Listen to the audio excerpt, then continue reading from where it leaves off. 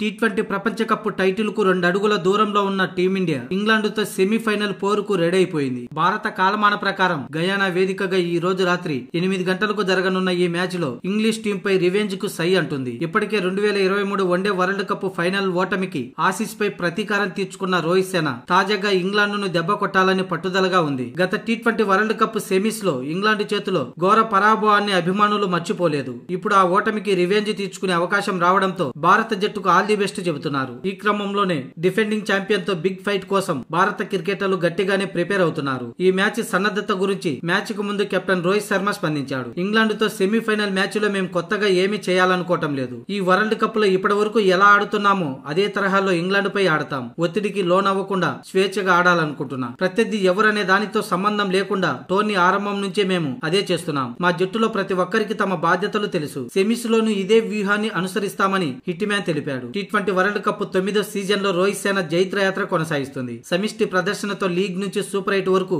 ఓటమన్నదే లేకుండా విజయాల బాటలో పయనించింది. దీంతో నాకౌట్ మ్యాచ్ అయిన సెమీస్ లో ఇంగ్లాండ్ పై చెలరేగాలని భారత్ భావిస్తుంది. ప్రస్తుత రోహిత్ శర్మ మాటలను బట్టి చూస్తే ఈ మ్యాచ్ లో ప్లేయింగ్ 11 లో ఎటువంటి మార్పులు లేకుండానే సూపర్ 8 లో బరిలోకి దిగిన ప్లేయింగ్ 11 తోనే ఇంగ్లాండ్ తో జరిగే ఈ సెమీఫైనల్ మ్యాచ్ లో కూడా ఎటువంటి మార్పులు లేకుండా అదే ప్లేయింగ్ 11 తో బరిలోకి దిగుతున్నట్లుగా చెప్పకనే చెప్పేశాడు. అంటే రోహిత్ శర్మ, విరాట్ కోహ్లీ మరోసారి ఓపెనర్లుగా బరిలోకి దిగడం ఖాయంగా కనిపిస్తుంది. ఇక ఆ తర్వాత రిషబ్ పంత్, సూర్యకుమార్ యాదవ్, శివం దూబే, హార్దిక్ పాండ్యా బ్యాట్స్మెన్లు గాను, స్పిన్నర్లుగా జడేజా, అక్షర్ పటేల్, కుల్దీప్ ప్లేయింగ్ 11 లో ఉండడం ఖాయం. ఇక ఫాస్ట్ బౌలర్లుగా జస్ప్రీత్ బుమ్రా, హర్షదీప్ సింగ్ లు ఎలాగో ఉన్నారు. అంటే ఏ మార్పులు ఉండకుండానే ఇంగ్లాండ్ తో బరిలోకి దిగుతున్నట్లుగా రోహిత్ శర్మ చెప్పకనే చెప్పాడు.